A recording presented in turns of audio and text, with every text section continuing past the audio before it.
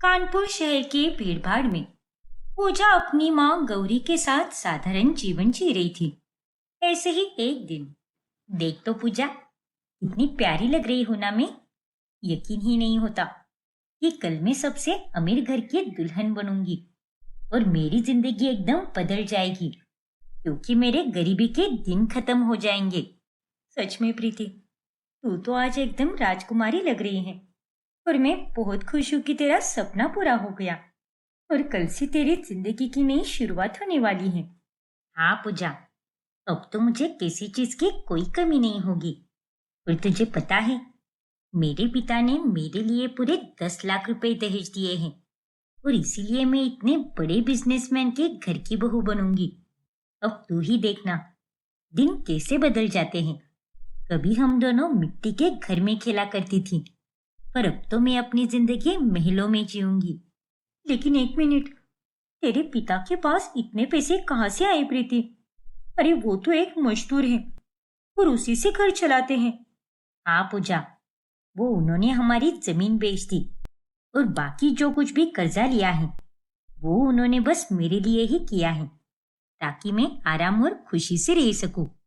हे भगवान, मैं तो बस दुआ करती हूँ कि तुझे हमेशा सच्चा प्यार और सम्मान मिले। अरे पैसों से ज्यादा जरूरी तो खुशियाँ होती हैं और मैं तो बस तुझे खुश देखना चाहती हूँ। वो तो है पूजा, तू हमेशा मेरा ख्याल रखती आई है, लेकिन शादी के बाद चाहे मैं कहीं भी रहूं, तू हमेशा मेरी सबसे खास दोस्त रहेगी। प्रीति पूजा से बड़ी बड़ी बातें करती है और फिर पूजा थोड़ी देर बाद अपने घर आ जाती है। अरे क्या हुआ पूजा बेटा, कहाँ से आ रही है तू? आपको पता ही माँ, प्रीति की शादी पक्की हो गई है, जो कि बहुत खुशी की बात है। लेकिन मुझे उसने ये भी बताया कि उसके पिताजी ने पूरे 10 लाख रुपए का दहेज दिया है। अरे ये तू क्या कह रही है? बिरजू के पास तो खुद खाने भर का भी इंतजाम मुश्किल से होता है, तो उसके पास इतना सारा पैसा कहाँ से आया? उन्होंने अपनी जमीन बेच दी माँ, बस यही रास्ता निकाला उन्होंने। देख बिटिया, हमारे पास तो ऐसी कोई जमीन भी नहीं है। मुझे माफ कर देना बेटी, लेकिन मैं तेरे लिए इतने बड़े बड़े रिश्ते नहीं देख पाऊंगी। अरे क्या माँ, आप भी, आप अपना दिल छोटा मत कीजिए और मुझे किसी अमीर घर में जाना ही नहीं है। अरे मुझे तो बस कोई ऐसा चाहिए जो मुझे सच्चा प्यार करे और मेरे लिए तो बस वही काफी है। तू तो बहुत समझदार है पूजा, भगवान तुझे हमेशा खुश रखे। फिर अगली सुबह, माँ, मैं मंदिर जा रही हूँ माँ। ठीक है बेटी, लेकिन जरा संभल कर जाना। सुबह से बहुत बारिश चल रही थी, तो वो रास्ता जरा खराब हो गया होगा। ठीक है माँ, मैं ध्यान रखूंगी। इतना कहकर पूजा मंदिर के लिए निकल जाती है। तभी मंदिर के गेट पर एक बड़ी कार आकर रुकती है। कार से सुमित्रा देवी उतरती हैं, पर अचानक से उन्हें चक्कर आ जाता है। हे भगवान, ये आंटी तो बेहोश हो गई। मुझे तुरंत इनकी मदद करनी चाहिए। फिर वो झट से मंदिर का जल सुमित्रा के होठों पे लगाकर वो उसे पानी पिलाती है। तभी पास में खड़ी एक औरत तेज आवाज में बोलती है, अरे लड़की, ये तूने क्या कर दिया? भगवान का जल इंसान को पिला दिया तूने। ये तो बड़ा ही अपशगुन हो गया। देखिए आंटी जी, अगर ये जल मैं इन्हें नहीं देती तो इनकी जान भी जा सकती थी, और मेरे लिए तो इंसान की जान भगवान से बढ़कर है। तुम्हारा बहुत धन्यवाद बेटी, अगर तुम नहीं होती तो शायद मैं बच ही नहीं पाती। दरअसल मैंने आज अपनी दवाई नहीं ली थी और शायद इसीलिए चक्कर आ गया। पर अब तो आप ठीक हो ना आंटी जी? कृपया घर जाकर आप आराम कीजिए। इतनी सीधी सादी, संस्कारी और दयालु बच्ची है ये, बिल्कुल निर्मय हृदय वाली, जैसे कि भगवान होते हैं। अरे बहन जी, ये लड़की तो बहुत नादान है। उसने तो बिना सोचे समझे ही भगवान का जल आपको पिला दिया। सुमित्रा उस औरत की बात अनसुनी कर देती है और वो चुपचाप पूजा को निहारती रहती है। पूजा भी बिना कुछ कहे मुस्कुराकर वहां से चली जाती है।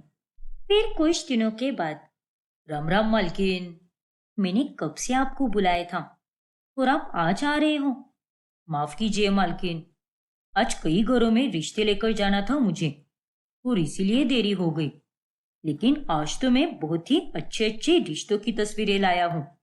अगर आप उन्हें देखोगे ना, तो आप तो एकदम तुरंत राजी हो जाओगी। ठीक है पंडित जी, जल्दी दिखाइए। अब इतने सारे रिश्ते देख देख कर मैं थक चुकी हूँ। ये देखिए, इसका नाम निशा है। लंदन से पढ़ाई करके आई है, इंजीनियर भी है और माँ बाप की इकलौती बेटी है। और ये लड़की तो आपके अमन बेटे के लिए बिल्कुल ठीक रहेगी। नहीं पंडित जी, मैंने आपको कितनी बार कहा है, मुझे ऐसी लड़की बिल्कुल नहीं चाहिए। अरे मुझे तो गुणी, संस्कारी और सुशील बहू चाहिए। और इसने तो फोटो में ही इतने छोटे छोटे कपड़े पहने हैं, तो कल को ये लड़की घर की इज्जत कैसे संभालेगी? तो फिर ये देखिए, ये मेहता जी की बेटी आरोही है। घर का काम भी अच्छे से जानती है और बेहद शालीन है। नहीं पंडित जी, इसका चेहरा मेरे मन को नहीं भाया। मुझे तो कुछ अलग चाहिए, जो दिल को छू जाए।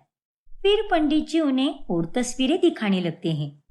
तभी अचानक से एक तस्वीर निकलकर सुमित्रा के सामने आ जाती है।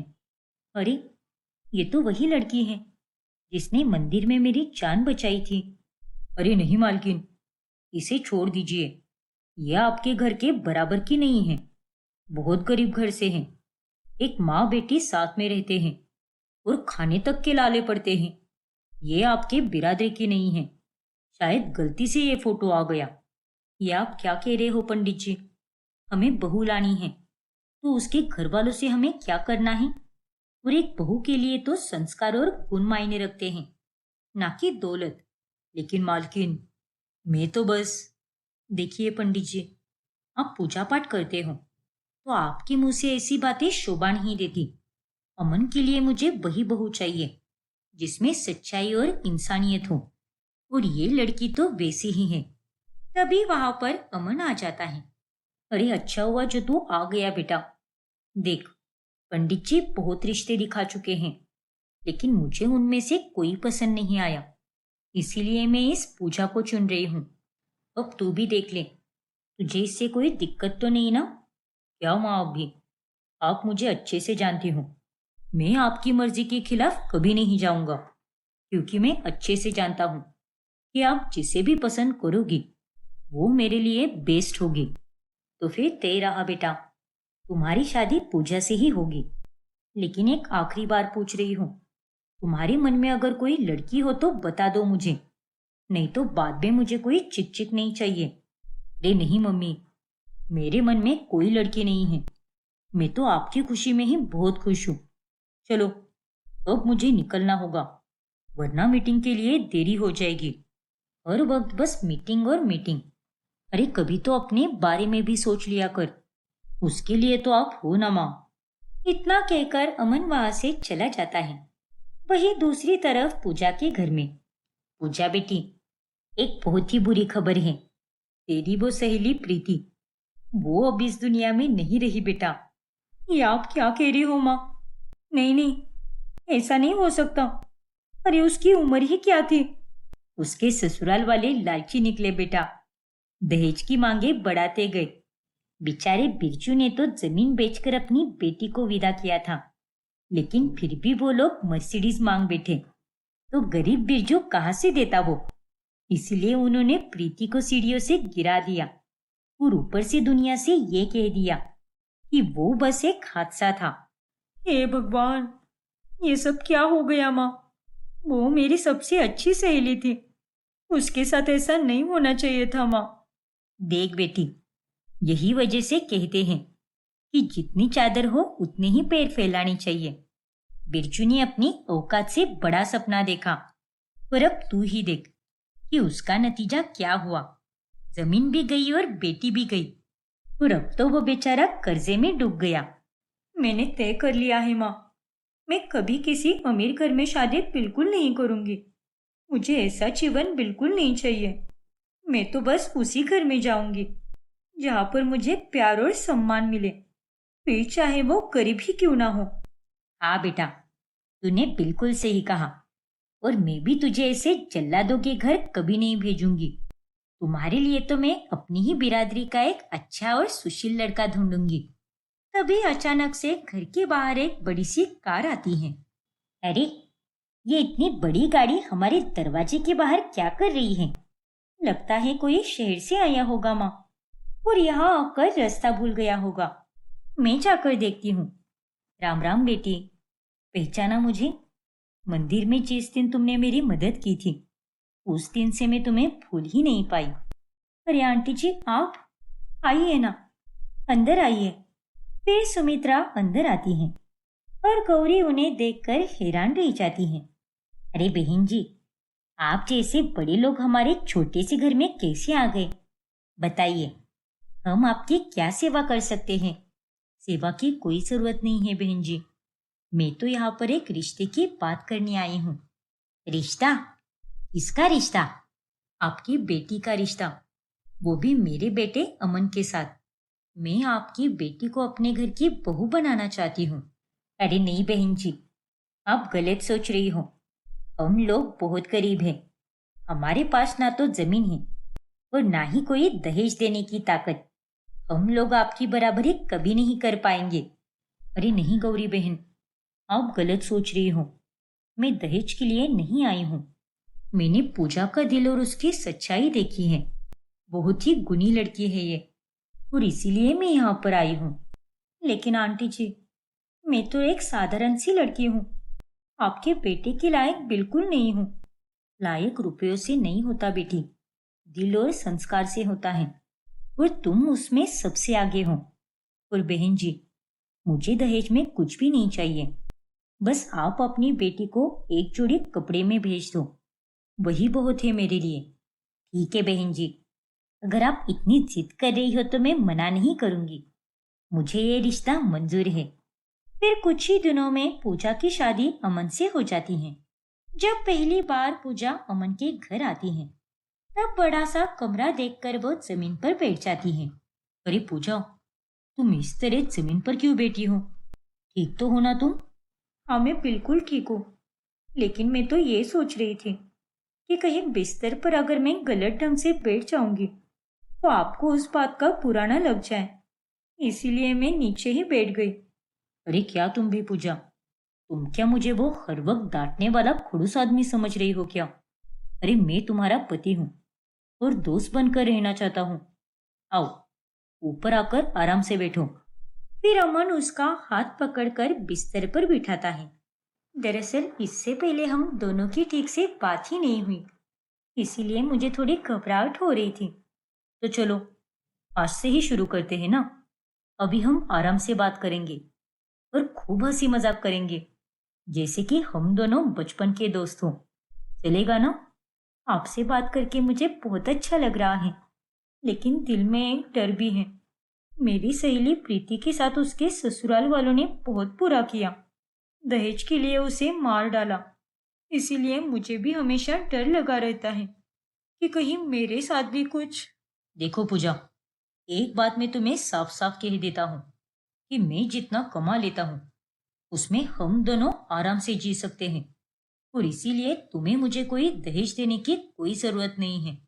और हाँ, आगे से कभी तुम्हारी जुबान से ऐसी बातें नहीं निकलनी चाहिए।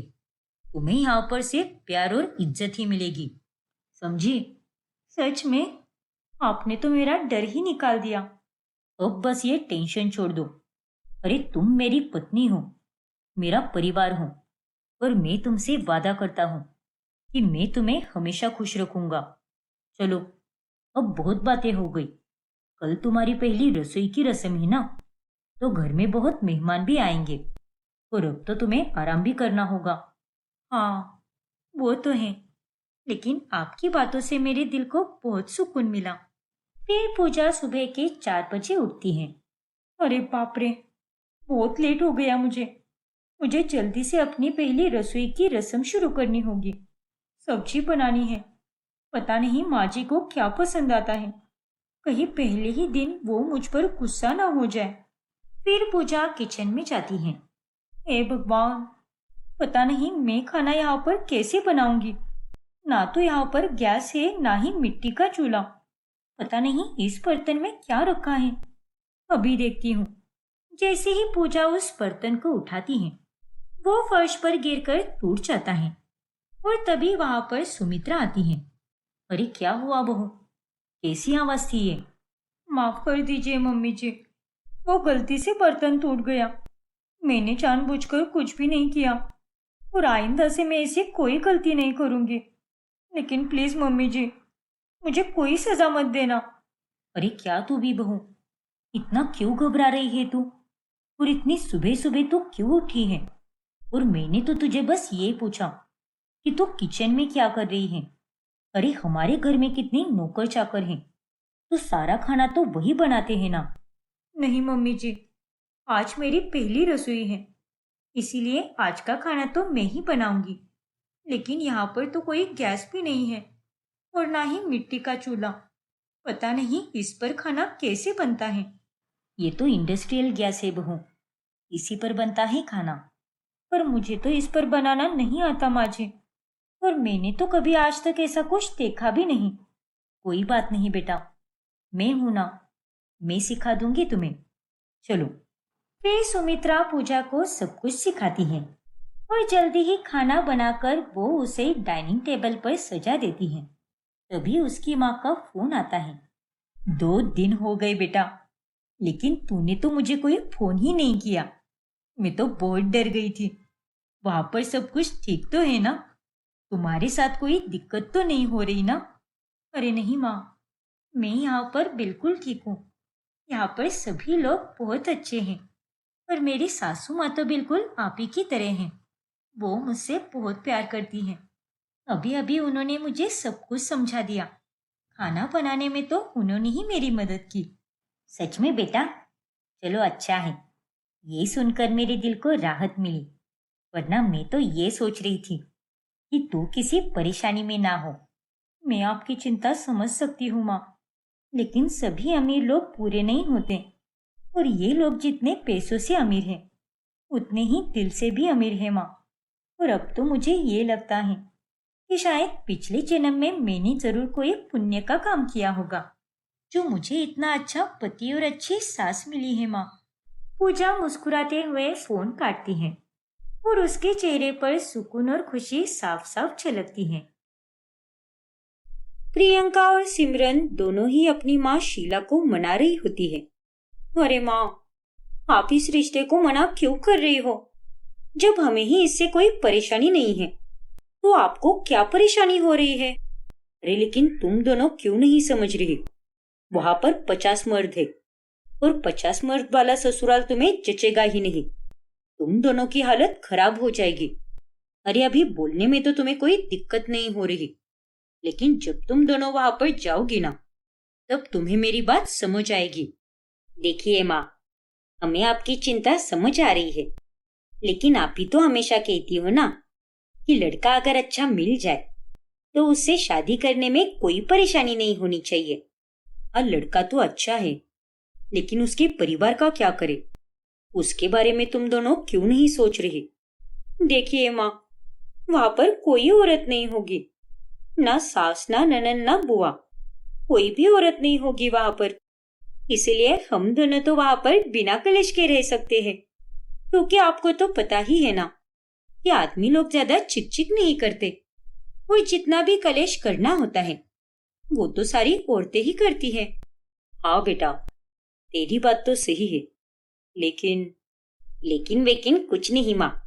अब ये बात आप यहीं पर खत्म कर दो, क्योंकि हम दोनों को 50 मर्दों वाले ससुराल में शादी करने से कोई परेशानी नहीं है।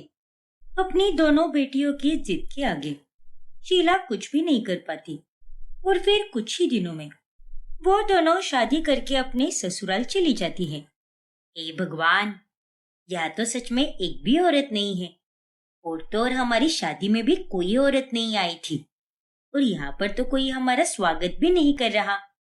अरे छोड़ना वो सब, सास तो बस प्यार से स्वागत ही कर सकती है, लेकिन उसके बाद कितना कोसती भी है वो। हाँ यार, ये बात भी सही है। फिर उस रात दोनों बहुएं आराम से सो जाती है, लेकिन अगली सुबह उसके ससुर और ताऊ ससुर दोनों बहुओं का दरवाजा खटखटाने लगते हैं। अरे बहू, अब तक तुम दोनों की सुबह नहीं हुई क्या? जल्दी से उठ जाओ। अरे भाई साहब, मैं तो कितनी देर से दरवाजा खटखटा रहा हूँ, लेकिन ये बहू तो उठ ही नहीं रही। फिर वो दोनों काफी देर तक दरवाजा खटखटाते हैं और तब जाकर दोनों बहू अपने कमरे से निकलती है। अरे पापा जी, ताऊ जी, आप दोनों यहाँ पर? कुछ काम था क्या आपको? सब ठीक तो है ना? सब ठीक है बहू, लेकिन तुम दोनों को होश भी है क्या कुछ? माफ करना पापा जी, लेकिन हमसे कोई गलती हो गई क्या? अरे आज तुम दोनों का ससुराल में पहला दिन है और पहले दिन की भी रस्म होती है, इसलिए जल्दी चलो और घर के काम निपटाओ और पहली रसोई की रस्म के लिए सबके लिए नाश्ता बनाओ। फिर सिमरन और प्रियंका दोनों जल्दी जल्दी नहा धोकर रसोई में जाती है। अरे कोई बात नहीं प्रियंका, हमारा तो आज ससुराल में पहला दिन है ना, तो सबको उम्मीदें तो होंगी ही, बना लेते हैं कुछ तो। वैसे भी इस ससुराल में 50 मर्द रहते हैं और वो औरतों की तरह थोड़ी ना होते हैं, वो थोड़ी ना हमें टोकम टाकी करेंगे। फिर वो दोनों काफी मेहनत करके खाना बनाती है और वो खाना सबको परोसती है। वैसे तो हमें कुछ खास बनाना नहीं आता, पर आज हमने आप सबके लिए बहुत कोशिश की है।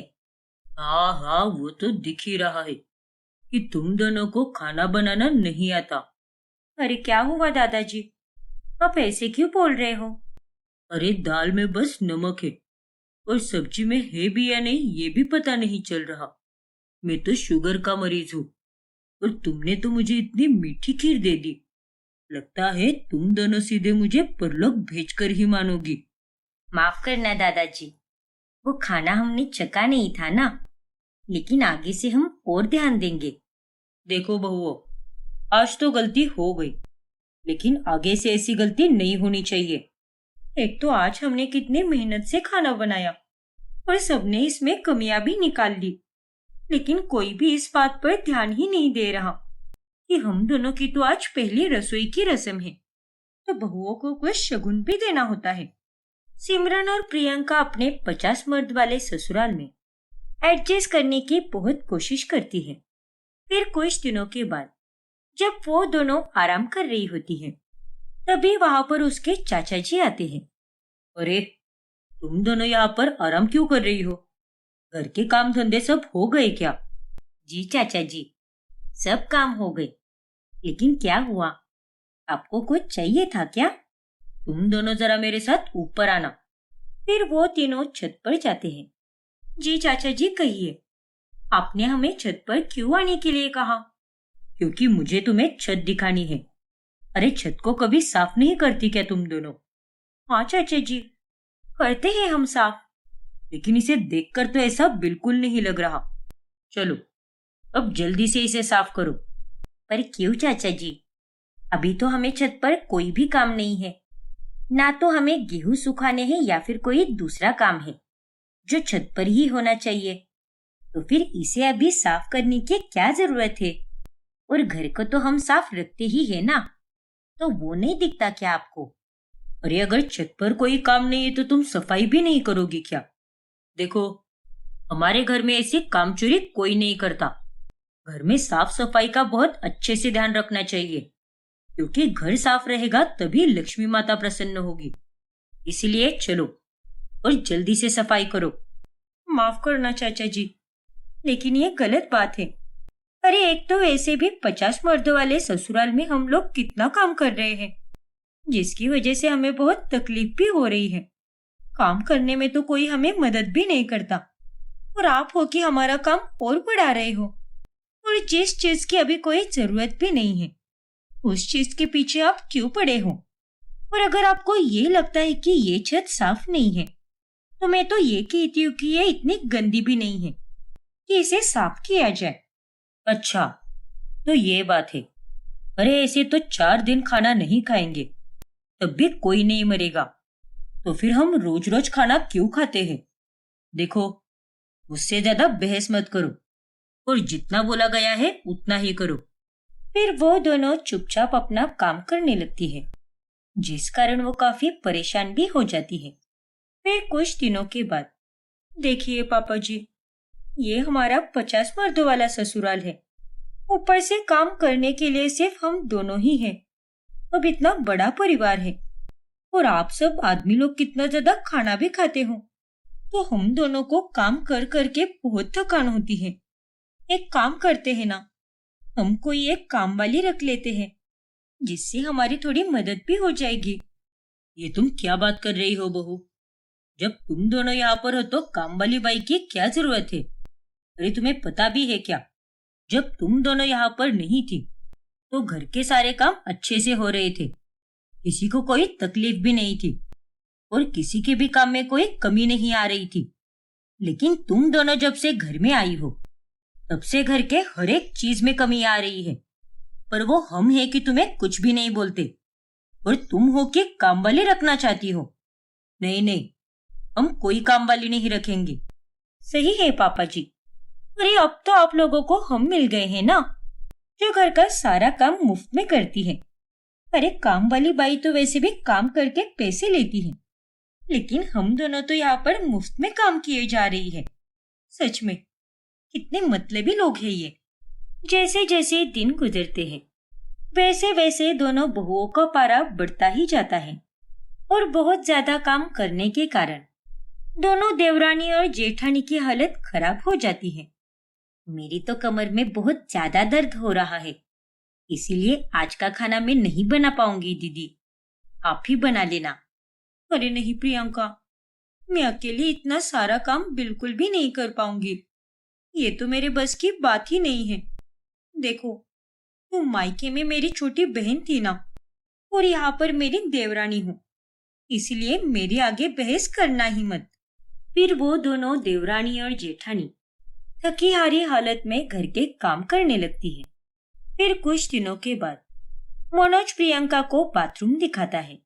ये सब क्या है प्रियंका? अरे इतने बेसिक हाइजीन तो सबको पता होते हैं, तो फिर ये बाथरूम इतना गंदा क्यों है?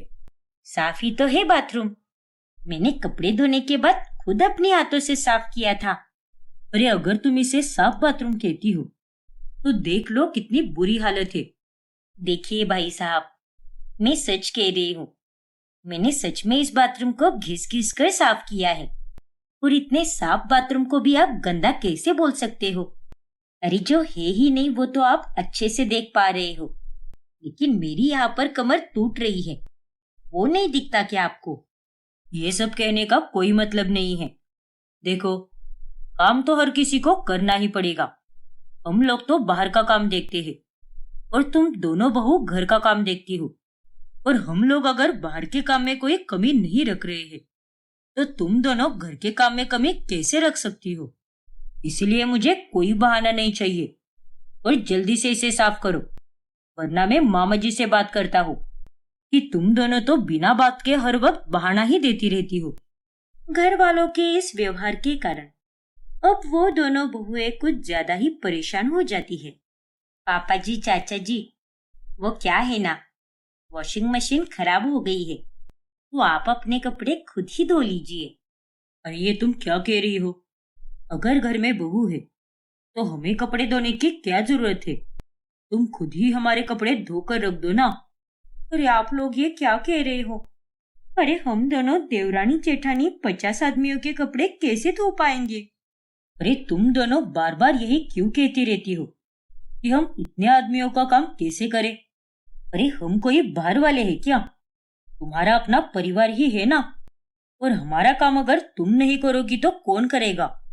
अच्छा जी, तो फिर जब तक हम यहाँ पर नहीं आए थे तब अपने सारे काम खुद ही कर रहे थे ना, लेकिन अब जब हम यहाँ पर आ गए हैं तो आप लोगों ने तो अपनी बहुओं को नौकरानी बना दिया है, और इन बातों से तो ये साफ पता चल रहा है कि आप लोगों को पक्का आपकी पत्नियां छोड़कर चली गई होगी, और तभी आप लोगों का ऐसा हाल है। और आप लोगों का अगर ऐसा ही चलता रहा ना तो हम दोनों भी अपने पतियों को लेकर यहाँ से चले जाएंगे, और ये बात आप अच्छे से याद रखना। देखो बहुओं, ये तुम्हारा ही घर है, और एक अच्छी बहू का ये फर्ज होता है कि अपने घर को वो स्वर्ग बनाए, और तुम्हें जैसा रहना है तुम रह सकती हो, लेकिन काम तो तुम्हें सारे करने पड़ेंगे। दोनों बहुओं की हालत खराब होने के बावजूद भी किसी भी आदमी को अपनी गलती का एहसास नहीं हो रहा था।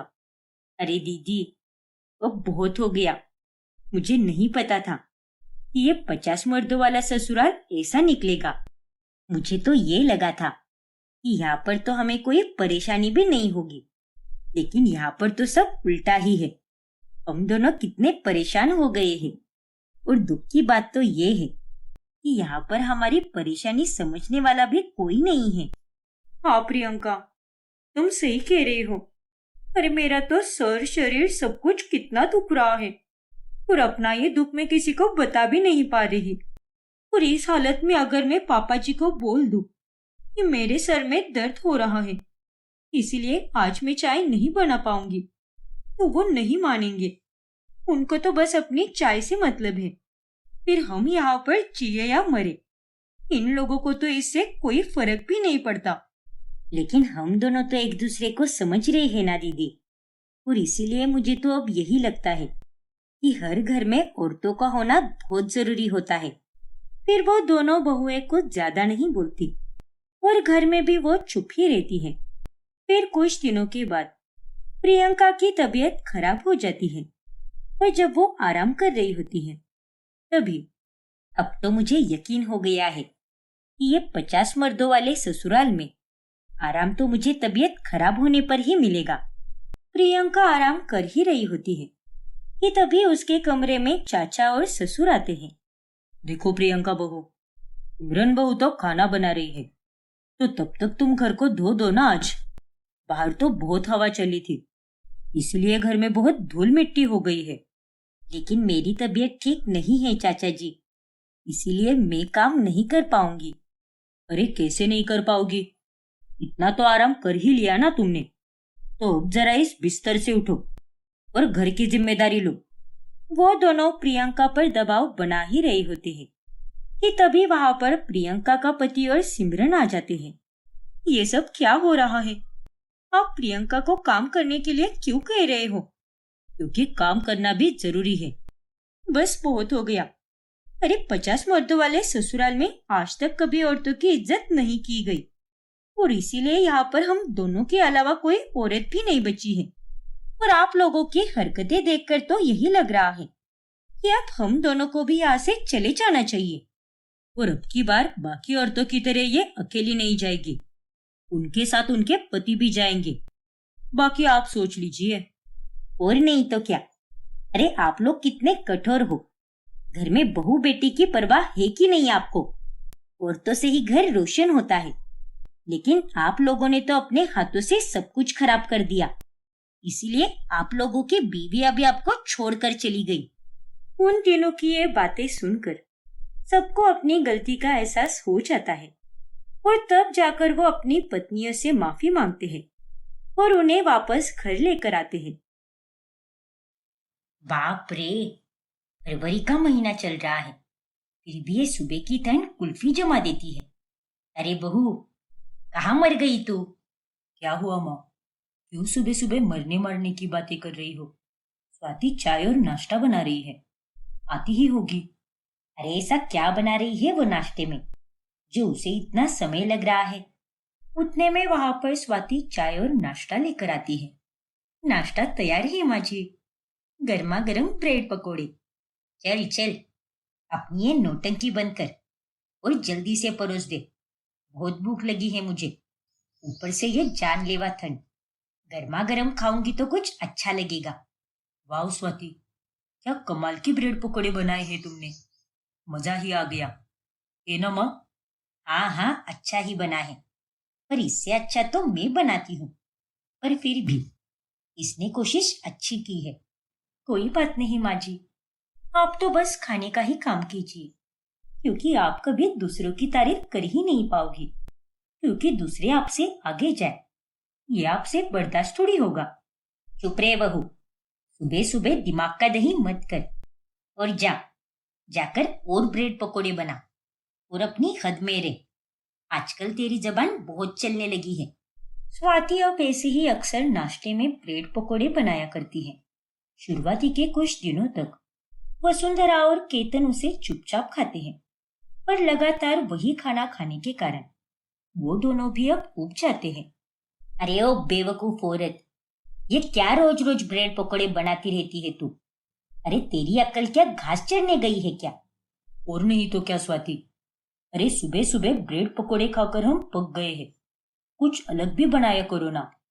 पराठे, उपमा, पोहे, कितना कुछ बनाने के लिए होता है। लेकिन तुम हो कि बस ब्रेड पकोड़े ही बनाती रहती हो।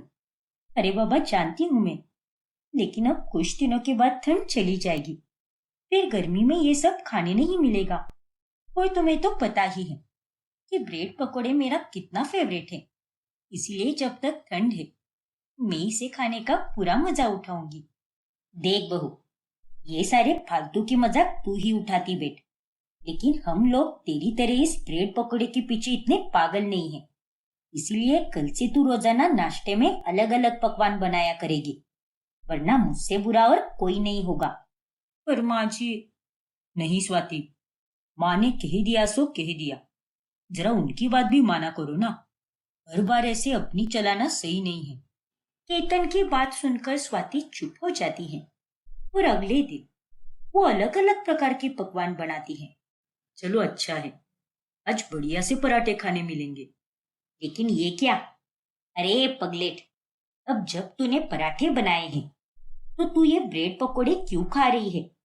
एक साथ दो दो अलग प्रकार के पकवान तूने क्यों बनाए हैं? अरे क्या माँ जी, आप भी, आपको तो आज अलग प्रकार का नाश्ता मिल गया ना, तो शांति से खाइए ना।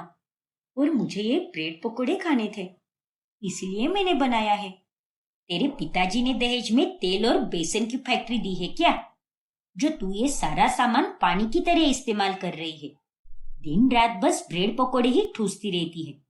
जब तू यहाँ पर शादी करके आई थी तब कितनी सुंदर दिखती थी, लेकिन अब देख, एकदम गोल मटोल होती जा रही है तू। आप मेरा खाना पीना निकाल रही हो माँ जी, ऊपर से मुझे मोटी भी बोल रही हो। देखो केतन, तुम्हारी माँ मेरे साथ कैसा बर्ताव कर रही है। अरे इनके लिए मैं कितना सब करती हूँ, लेकिन उसके बावजूद भी मुझे केवल कड़वे ताने ही मिलते हैं। जाने दो ना माँ, अब इसे ये खाने का मन करता है तो खाने दो ना। वैसे भी अब ठंड खत्म ही होने वाली है, और इसने कहा है ना हमसे, तो पैसों के बारे में आप इतना क्यों सोचती हो? मैं हूं ना कमाने के लिए। अरे पैसे है तो क्या बेवजह ऐसे ही राशन जाया करते रहे क्या? तू इस नालायक की बातों में मत आ। ये एकदम चालाक लोमड़ी है। अरे इसके खाने के दांत अलग और दिखाने के अलग है।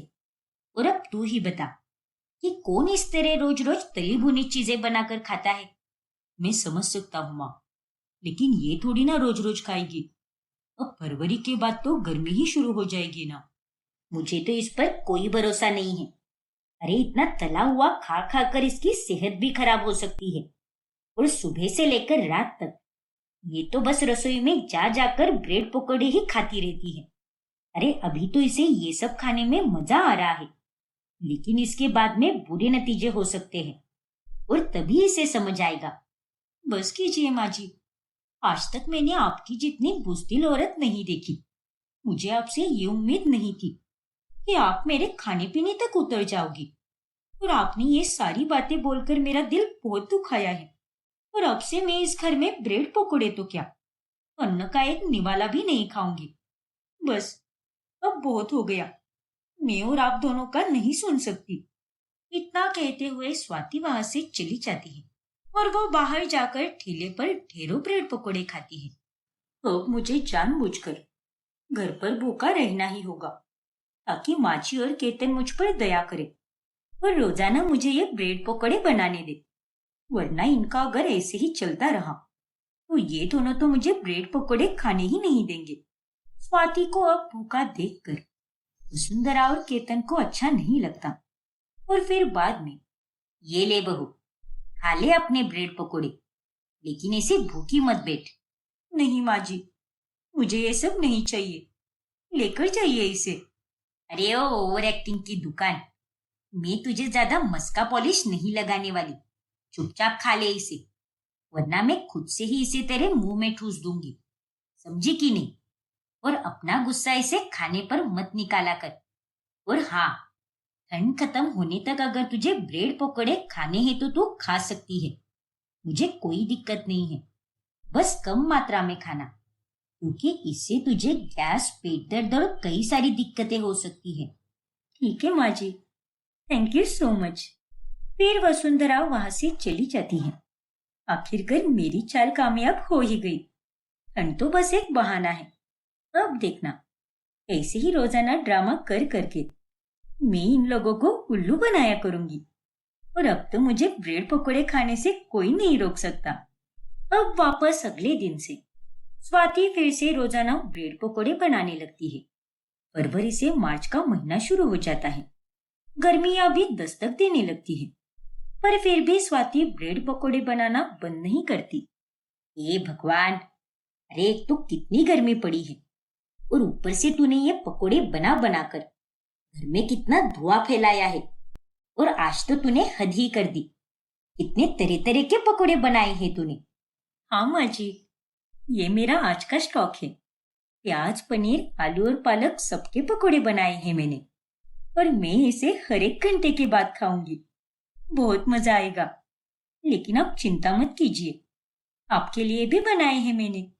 साथ मिलकर जम के खाएंगे। अरे गधेड़ी, मुझे नहीं खाना ये सब। तू ही ठूसती रहे इसे। अरे अब तो गर्मी के दिन भी शुरू हो चुके हैं, पर फिर भी ये तेरा तला भुना खाना बंद ही नहीं हो रहा। देख बहू, तूने मुझसे पहले ही कहा था कि जब गर्मी शुरू हो जाएगी तब तू ये सब खाना बंद कर देगी। तो फिर तू ये सब क्यों बना रही है? ओफो माँ जी, आप ये कौन सी दुनिया में जी रही हो? और ठंड कहाँ पर गई है? अभी तो मार्च का पहला हफ्ता ही चल रहा है। देखिए, सुबह के समय में कितनी ठंड पड़ी है। और पिछले साल भी ठंड देर से चालू हुई थी, इसलिए गर्मी भी देर से ही शुरू होगी। और अब भी मेरे पास बहुत दिन है, तो मुझे ये सब मजे से खाने दीजिए ना। मैं अब तुझे क्या ही बोलूं? मेरे दिमाग ने तो जवाब देना ही बंद कर दिया है तेरे आगे। अरे क्या माँ जी, आप भी। अच्छा चलिए, अब आप बाहर जाइए। तब तक मैं रसोई साफ कर देती हूँ और एग्जॉस्ट फैन भी चालू कर देती हूँ, ताकि ये गर्म धुआं बाहर चला जाए। वसुंधरा को स्वाति की हरकतें साफ पता चलती हैं। ये निर्लज्ज लड़की तो बस ठंड का बहाना दे रही है। लेकिन इसके ब्रेड पकोड़े का नाटक बंद करने के लिए मेरे पास एक बहुत अच्छा तरीका है, जिससे ये ब्रेड पकोड़े बना ही नहीं पाएगी। नालायक कही की, इसके कारण मेरे राशन की कितनी बर्बादी हो रही है। वसुंधरा बेसन, तेल और पकोड़े बनाने का अन्य सामान छुपा देती है। और बाद में जब स्वाति को वहां पर कुछ भी नहीं मिलता, तब वो उदास हो जाती है। अरे माँ जी, आपने वो तेल का नया पैकेट देखा है क्या कहीं पर? मैंने पूरी रसोई देख ली, लेकिन वो तो मुझे कहीं पर भी नहीं मिला। और तो और बेसन भी खत्म हो गया है। पता नहीं मेरा ध्यान कैसे नहीं गया। और अगर मुझे पहले पता होता तो मैं सारा सामान बाजार से लेकर आ जाती। अरे नहीं, ये तो जाने देना।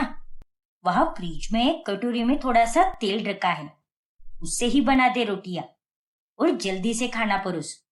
अरे आप तो रोटी सब्जी खा लोगी माँ जी, लेकिन मेरा क्या? ब्रेड पकोड़े खाए बिना मेरा तो जी ही नहीं भरता। एक काम कीजिए, आप मुझे पैसे दे दो। मैं बाजार जाकर तेल और बेसन लेकर आती हूँ और झट से अपने लिए ब्रेड पकोड़े बना देती हूँ। नहीं नहीं, फिलहाल मेरे पास कोई पैसे नहीं है। वेतन की भी तनख्वाह अभी तक नहीं आई है, इसीलिए अभी घर में जो भी है वही खाना होगा हमें। और तू अपनी भावना और जिद को थोड़ा काबू में रख। ब्रेड पकोड़े नहीं खाएगी तो मर नहीं जाएगी तू। नहीं माँ जी, आप नहीं समझ पाओगी। मुझे सच में ब्रेड पकोड़े खाने हैं, और अब मैं क्या करूं? ज्यादा दिमाग के घोड़े दौड़ाने की कोई जरूरत नहीं है। जितना मैंने कहा है उतना ही कर। लेकिन स्वाति सुनने वालों में से कहा थी। रोटियां बनाने के बाद में वो अपनी पड़ोसन के पास जाती है। अरे मीना काकी, माफी चाहती हूँ कि मैं आपको इस समय परेशान कर रही हूँ, लेकिन क्या आप मुझे थोड़ा सा तेल और बेसन दे सकती हो क्या? बहुत मेहरबानी होगी। क्या कहा? तेल और बेसन? जी काकी, दरअसल मेरे घर पर खत्म हो गया है ना, और नया खरीदने के लिए माँ जी मुझे पैसे ही नहीं दे रही। कोई बात नहीं स्वाति, तुम निश्चिंत रहो, मैं अभी देती हूँ तुम्हें। फिर पड़ोसन मीना स्वाति को तेल और बेसन दे देती है, जिसके बाद वो घर जाकर ब्रेड पकोड़े बनाती है और दबाकर खाती है। वही जब मीना वसुंधरा से मिलती है, तभी अरे वसुंधरा, तेरे घर पर सब ठीक तो है ना? हाँ मीना, सब ठीक है। लेकिन तू ऐसे क्यों पूछ रही है? तो फिर तेरी बहू मेरे घर पर तेल और बेसन लेने क्यों आई थी? अरे तुम्हारे क्या इतने बुरे दिन आ गए हैं क्या? देख, सच सच बताना, मुझसे कुछ भी मत छुपाना। क्या कहा? वो नासपीटी तुम्हारे घर पर तेल और बेसन लेने आई थी? हे भगवान! वसुंधरा गुस्से में अब आग बबूला हो जाती है और वो जाकर स्वाति को खूब सुनाती है। हाँ तो मैं और क्या करती माँ जी? आप तो मुझे पैसे भी नहीं दे रही थी और इसीलिए मुझे मीना काकी से ही तेल और बेसन मांगना पड़ा। अरे बेशरम, एक दिन नहीं खाती तो भूचाल नहीं आ जाता। अरे इतनी कैसी पागल है तू? और खबरदार, जो आइंदा से तूने ऐसी हरकत भी की तो जिससे मेरी इज्जत मिट्टी में मिले। अरे वो तो अच्छा है कि ये बात तूने जाकर मीना से कही, लेकिन उसकी जगह पर अगर कोई और होता तो अब तक ये बात सारे मोहल्ले में फैल जाती। ठीक है माँ जी, आइंदा से ऐसा नहीं होगा। ऐसे ही दिन गुजरते जाते हैं और अब रोजाना ब्रेड पकोड़े खा खाकर स्वाति की तबीयत खराब हो जाती है। कभी उसे गैस होती तो कभी पेट दर्द हो जाता। ऐसे ही उसके जन्मदिन के अवसर पर, ये लो स्वाति, ये दवाई खा लो, इससे तुम्हें आराम मिलेगा। ये सब क्या हो रहा है केतन? आज अपने जन्मदिन के दिन पर केक खाने की जगह पर मैं दवाई खा रही हूँ। लोग तो जन्मदिन मनाने के लिए बाहर घूमने जाते हैं और मैं हूँ कि यहाँ 50 बार बाथरूम के चक्कर लगा रही हूँ। लगता है आज का मेरा जन्मदिन बाथरूम में ही मनाना पड़ेगा। अब इसमें तुम्हारी ही गलती है। मैंने और माँ ने तुम्हें कितना समझाया कि रोजाना ब्रेड पकोड़े मत खाओ। ऐसे पदार्थ रोजमर्रा की जिंदगी में नहीं खाए जाते। आलू, मैदा, बेसन और तेल, ये सब एक मात्रा तक ही ठीक लगते हैं। हाँ केतन, तुम सही कह रहे हो और अब से मैं शपथ लेती हूँ कि मैं ब्रेड पकोड़े नहीं खाऊंगी। क्या कहा? सच में? हाँ माँ जी, सच में। बहुत खूब। चलो, देर आए पर दुरुस्त आए। आखिरकार इतना बीमार होने के बाद में तुम्हें अपनी गलती का एहसास हो ही गया। हाँ माँ जी। लेकिन फिर 4 दिनों के बाद में वसुंधरा स्वाति को फिर से बाहर से लाया हुआ ब्रेड पकोड़ा खाते हुए देख लेती है। हाय मेरे ब्रेड पकोड़े, तुझे मैंने कितना मिस किया। पिछले 1 हफ्ते से नहीं खाया मैंने तुझे, लेकिन अब तो मैं एकदम ठीक हो गई हूँ, तो मैं तुझे फिर से पहले जैसे ही खाया करूंगी। हे भगवान, इस लड़की का कुछ भी नहीं हो सकता। तो अब वसुंधरा अपना सर पकड़ लेती है